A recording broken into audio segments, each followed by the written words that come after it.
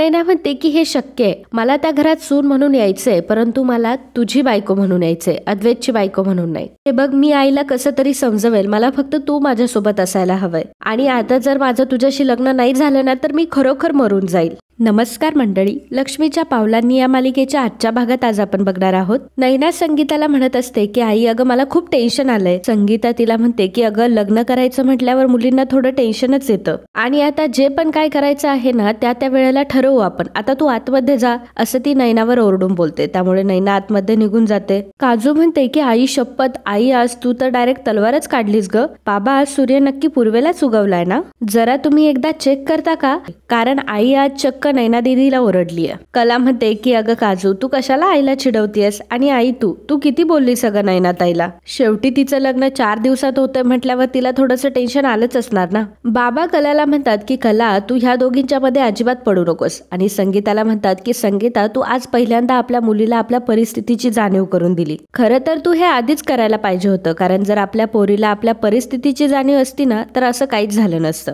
संगीता म्हणते की हा तुम्ही मलाच बोला, तुम्ही मला बोलण्याचा एकही चान्स सोडू नका हा. बाबा आणि संगीता आता दोघं जण भांडायला लागतात. कला म्हणते की आता तुम्ही कशाला भांडताय.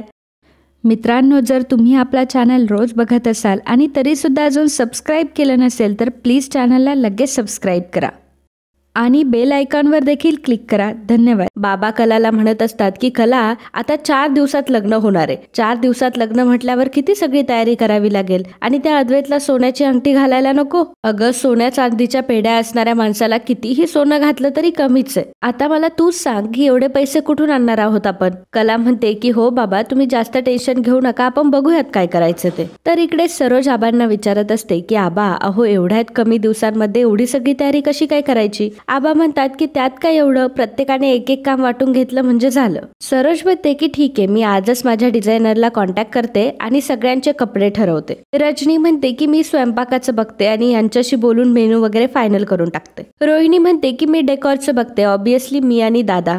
निदान त्याच्या मुलाच्या लग्नामध्ये क्रिएटिव्ह सेन्सचा वापर तरी व्हायला हवा. अद्वैतचे वडील म्हणतात की नक्कीच, मी अद्वैतसाठी नक्की हे करेल. आणि ते म्हणतात की मला अतिशय महत्वाचा कॉल करायचा आहे, तुमचं चालू द्या, असं म्हणून ते तिथून निघून जातात. रोहिणी म्हणते की आपल्या घरी एवढी तयारी सुरू झाली आहे म्हटल्यावर खरे मंडळींच्या घरी सुद्धा तयारी चालू झाली असेल. नाही म्हणजे त्यांच्या घरचं सुद्धा पहिलं लग्न आहे. परंतु मनामध्ये म्हणत असतात की शेवटी खरे तर अजून काय करणार आहे, फार फार तर रोडवरच्या सेलवर जाऊन कपडे घेतील आणि घरीच जेवण करतील, संपलं, बाकी काय. आबा सरोजला म्हणतात की सरोज तू त्या मंडळींशी सुद्धा बोलून घे आणि काय ते उद्याच ठरवून घेऊ आणि अंगठी सुद्धा उद्याच बघूयात. सरोज म्हणते की खरंच की सगळ्यांनी कामं वाटून पण घेतली. बरं आबा तुम्ही आता जरा जाऊन आराम करा. अद्वैत म्हणतो की हो पुरणपोळ्या तर खूप झाल्या आणि गोळ्या पण घ्याव्या लागतील. आबा आता आतमध्ये निघून जातात. तर काका हे अद्वैतला तिथे थांबवतात आणि ते काहीतरी कामाचं डिस्कशन करत असतात. त्याच वेळी रजनी तिथे येते. रजनी येते आणि म्हणते की तुमचं कामाचं जरा बाजूला ठेवा आणि आधी सांगा की तुम्हाला काय काय जेवायचंय ते रात्रीच्या जेवणात. तर कोण कोण काय काय घेणार आहे ना ते एकदा सांगा बरं मला. अद्वैत म्हणतो की मी सूपच घेईल, कारण दुपारीच खूप हेवी जेवण झालंय. राहुल म्हणतो की अगं मामी तू आता अद्वैतला पुरणपोळ्याच दे, कारण तसंही लग्न झाल्यावर त्याला पुरणपोळ्याच खायच्या आहे. अद्वैत त्याला म्हणतो की शटाप हा राहुल, आणि काकी अगं तू तरी सांग ना याला हा काय म्हणतोय ते.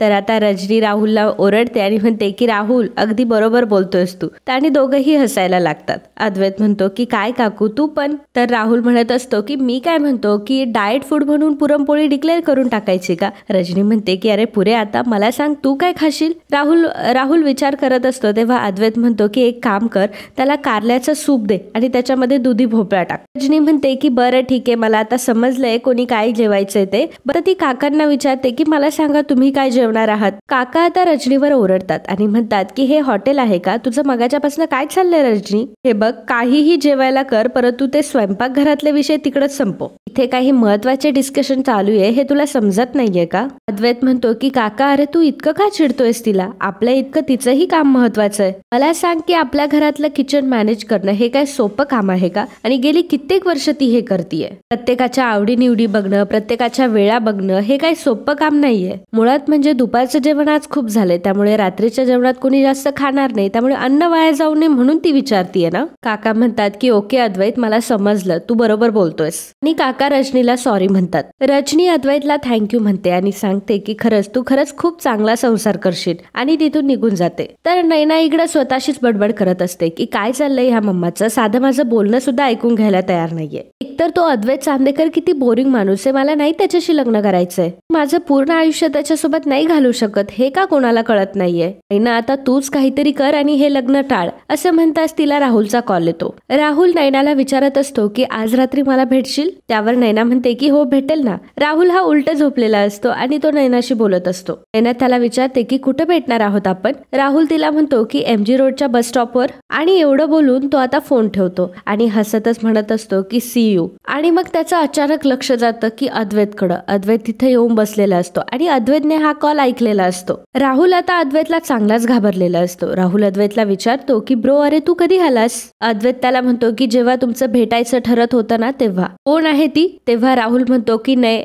त्याला नैना त्याच्या तोंडातून निघूनच जाणार होतं, परंतु तो म्हणतो की नेत्रा, आणि नेत्रा ही माझी गर्लफ्रेंड आहे and she is one of my girlfriend. तर अद्वैत म्हणतो की गर्लफ्रेंड तर एकच असायला हवी ना. हे बघ तुला जास्त डिस्टर्ब करत नाही, काका जर विसरला तर तू कदमांना कॉल करायला विसरू नकोस. एवढं बोलून आता अद्वैत तिथून निघून जातो. तर राहुल आता घाबरलेलाच असतो. राहुल म्हणत असतो की आज जर अद्वैतला समजलं असतं ना तर सगळी वाटच लागली असती. पुढच्या वेळी आता मला जास्त काळजी घ्यावी लागणार आहे. तर राहुल आता कदमांना कॉल करतो आणि त्यानंतर तो म्हणत असतो की अद्वैत ही डील आणि ही नैना तुझ्या हातातून मी आता बरोबर काढून घेणार. तर इकडे नैना ही राहुलला भेटण्यासाठी निघालेली असते आणि ती घराबाहेर देखील जाते, परंतु तिचा फोन ती घरातच विसरलेली असते. तर इकडे कला तिच्या वहीमध्ये हिशोब मांडत असते की आहेराचे कपडे, अंगठी, सगळ्या काहींचा हिशोब ती लिहून ठेवत असते आणि किती पैसे लागणार ह्याचं कॅल्क्युलेशन करत असते. त्या आगाऊ चांदेकरला कशी अंगठी आवडेल काय माहिती, त्याची आवड सुद्धा त्याच्यासारखीच विचित्र असणार आहे. तर नैनाच्या रूम मध्ये नैना नसते आणि नैनाच्या फोनवर अद्वैतचा कॉल येत असतो. मला विचार करत असते की नैनाताई रूम मध्ये नाहीये का, केव्हाचा फोन वाजतोय, घेत का नाहीये, परंतु ती त्याकडे दुर्लक्ष करते. कला याच गोष्टीचा विचार करत असते की इतक्या कमी वेळात इतके पैसे मी कुठून आणणार आहे. कपाटातून ती आजीचे कानातले काढते आणि म्हणते की काय करू, आजीची तर ही शेवटचीच आठवण आहे, पण मी काय करू आता, तर हा एकच पर्याय आहे माझ्याकडे. तर पुन्हा नैनाचा फोन वाजत असतो आणि नैनाच्या फोनवर अद्वैतचा कॉल येत असतो. कला म्हणते की ही ताई फोन का घेत नाहीये आणि कला आता नैनाच्या रूम मध्ये, तर नैना रूम मध्येच नसते. कला बघते की अद्वैतचा कॉल येतोय तिला. तर कला म्हणते की ही नैनाताईचं काय करावं ना काही कळत नाही, उद्या साखरपुडा आहे तिचा आणि हिचं काय चालू असतं काय माहिती, आता कुठे गायब झालीये. आणि असं म्हणून आता ती तिला बाहेर शोधायला जाते, परंतु ती बाहेर सुद्धा नसते. तेव्हा ती विचार करते की याचा अर्थ नैनाताई बाहेर कुठेतरी निघून गेलीये आणि त्या अद्वैत चांदेकरचे तिला कॉल येत आहे.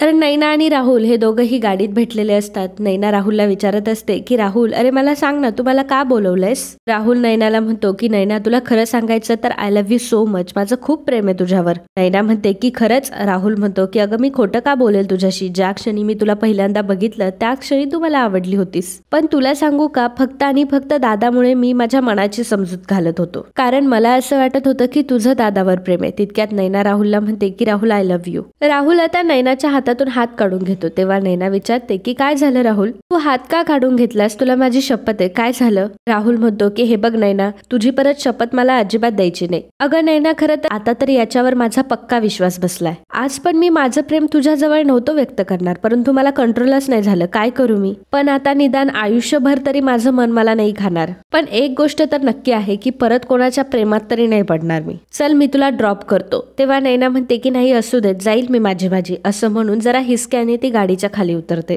राहुल तिला म्हणत असतो की नैना प्लीज थांब. नैना राहुलला म्हणते की राहुल तू काय म्हणालास की खऱ्या लव्ह स्टोरी कधी पूर्ण होत नाही. कदाचित खऱ्या लव्ह स्टोरी कधी पूर्ण होतही नसतील, परंतु आता खरी लव्ह स्टोरी पूर्ण होणार आहे. राहुल म्हणत असतो की अगं तू असं काय म्हणतेस, तुझं फ्युचर तर कालच डिसाईड झालंय. पण नैना म्हणते की पण राहुल माझं फ्युचर तर तू आहेस, त्याचं काय. राहुल म्हणतो की अगं नैना हे म्हणत असतो की अगं अद्वैत माझा फक्त भाऊ नाहीये, तर तो माझा मित्र सुद्धा आहे. लहानपणापासून मला जे आवडायचं तेच त्याला आवडायचं. मी नेहमी काहीही न सांगता मी साईडला झालो, मी कधीच माझ्या भावाचं मन नाही दुखवलं. अगं त्याच्यासोबत मी केलेली फसवणूक राहील. नैना म्हणते की अरे पण मी जर त्याच्याशी लग्न केलं तर ही सुद्धा त्याची फसवणूकच असणार आहे ना. राहुल म्हणतो की हो नैना मला सगळं काही मान्य, परंतु आपल्याकडे आता दुसरा ऑप्शन नाहीये. तेव्हा नैना म्हणते की राहुल आपल्याकडे दुसरा ऑप्शन आहे. आणि ती आता राहुलला तिचा प्लॅन समजावून सांगते. तर राहुल म्हणतो की हे कसं काय शक्य नाही ना. नैना म्हणते की हे शक्य आहे, मला त्या घरात सून म्हणून यायचंय, परंतु मला तुझी बायको म्हणून यायचंय, अद्वैतची बायको म्हणून नाही. हे बघ मी आईला कसं तरी समजवेल, मला फक्त तू माझ्यासोबत असायला हवंय आणि आता जर माझं तुझ्याशी लग्न नाही झालं ना तर मी खरोखर मरून जाईल. राहुल नैनाला म्हणतो की हे बघ नैना, असं कधीही बोलायचं नाही, दोघं सोबत आहोत ना तर काहीतरी ऑप्शन नक्की निघेल. आणि नैनाला तो आता जवळ घेतो. तर राहुल मनामध्ये विचार करत असतो की अद्वैत चांदेकर, सगळीकडे आता तुलाच जिंकायचं असतं ना. आता तुला समजेल की सगळीकडे जेव्हा फासे उलटे पडतात तेव्हा काय होतं ते, आणि आता ते फासे मी उलटणारे लवकरच. इकडे नैनाच्या फोनवर अद्वैतचे सारखेच कॉल येत असतात. कला विचार करते की अद्वैत चांदेकरला काही महत्वाचं तर बोलायचं नसेल ना, तो नक्की काय बोलतोय हे ऐकून मी नैनाताईला तर सांगू शकते, असं म्हणून आता ती कॉल उचलते. अद्वैत तिला विचारतो की जाग्या आहात ना तुम्ही, तेव्हा कला म्हणते की हो. अद्वैत म्हणत असतो की जाग्या आहात ना तुम्ही, म्हणजे मी पण काय प्रश्न विचारतो, तुम्ही जाग्याच असाल, थोडा वेळ आपण फोनवर बोलूयात ना. कला विचार करते की बापरे, आता मी कसं काय मॅनेज करू, याला तर उत्तर द्यावंच लागणार, नाहीतर परत गैरसमज होतो. विचारतो की आपण थोडा वेळ बोलू शकतो ना, तेव्हा कला म्हणते की हो. अद्वैत तिला म्हणतो की हे बघा, असंच होतं माझ्यासोबत नेहमी, आता तुम्ही हो म्हणालात परंतु मी ब्लँक झालो. खरं तर मी तुम्हाला हे सांगायला कॉल केला होता की आजचं जेवण खरंच खूप टेस्टी होतं, खरंच तुम्ही सुगरण आहात. कला म्हणते की थँक्यू सो मच. तर अद्वैत म्हणतो की जेवताना तुम्हाला आई म्हटली ना ते अगदी बरोबर आहे माझ्या बाबतीत, मी कधीच पुरणपोळ्या खात नाही परंतु आज खाल्ल्या. म्हणजे लहानपणी कधी आईने आग्रह केला असेल तर खाल्ल्या असतील, परंतु त्यानंतर डायरेक्टली आजच. जेव्हा लग्न करून तुम्ही या घरात याल तेव्हा मला अशाच पुरणपोळ्या करून द्याल का? नाही नाही, मी तुम्हाला प्रॉमिस करतो की मी अजिबात काही डाएट वगैरे फॉलो करणार नाही. तुम्ही मला रोज पुरणपोळ्या बनवून द्या, मी रोज खाईल. द्याल ना मला पुरणपोळ्या करून? तेव्हा कला म्हणते की हो. कला विचार करत असते की अगं तुला कशाला खोटं बोलायचं होतं. नैनाताईला तर पोळ्या सोडा पण चपात्या सुद्धा करता येत नाही. आता तिकडे गेल्यावर तिला बिचारीला कशाला तोंड द्यावं लागणार आहे काय माहिती. अद्वैत तिला म्हणतो की आपल्या लग्नाला 4च दिवस राहिलेत. खरं तर 4 दिवस म्हणणं सुद्धा चुकीचं वाटतंय. ऍक्च्युली उद्या साखरपुड्याच्या ऐवजी लग्न जरी असतं तरी चाललंच असतं मला. तुम्हालाही असंच वाटतंय का? कला म्हणते की हो. अद्वैत तिला म्हणतो की सॉरी, तू मला सांगितलंयस की आवजाव करू नकोस, इथून पुढे मी तुला तूच म्हणेल, ठीक आहे? कला म्हणते की हो. अद्वैत तिला म्हणतो की तसंही 4च दिवस राहिले आपल्या लग्नाला, मग ह्या फॉर्मॅलिटीज कशाला? कला म्हणते की हो. तर अद्वैत म्हणतो की काय झालं नाही ना, तू सारखी हो असंच उत्तर देतीये. आणि मित्रांनो, आजचा हा भाग इथेच संपतो. पुढील भागात आपल्याला पाहायला मिळणार आहे आता सर्व चांदेकर आणि खरे फॅमिली ही अंगठी निवडण्यासाठी गेलेले असतात. तर अद्वैत आणि नैना दोघेही आता रिंग बघत असतात. तर कला ही तिथे आलेली असते. कला विचार करते की आता इथून बाहेर पडण्याचा हाच एक चान्स आहे, मला आता बाहेर पडायला हवं. तर शॉपवाले सांगतात कपल रिंग आम्ही पुढच्या डेस्कवर ठेवली, तुम्ही तिथे जाऊन बघू शकता. तर अद्वैत उठतो आणि म्हणतो की मी बघून आलो. अद्वैत उठतो आणि नेमकं त्याच वेळी कला तिथून निघालेली असते आणि नेमकी कला आणि अद्वैतची धडक होते आणि तिला सावरण्यासाठी आता अद्वैत पुढे जातो. त्याच वेळी अद्वैतने जी रिंग सिलेक्ट केलेली असते ती रिंग आता कलाच्या हातात असते. तर मित्रांनो, असेच लक्ष्मीच्या पावलांनी या मालिकेचे डेली अपडेट बघण्यासाठी आत्ताच आपल्या चॅनलला सबस्क्राईब करा. आणि हा व्हिडिओ जर तुम्हाला आवडला असेल तर व्हिडिओला लाईक आणि कमेंट करायला अजिबात विसरू नका. धन्यवाद.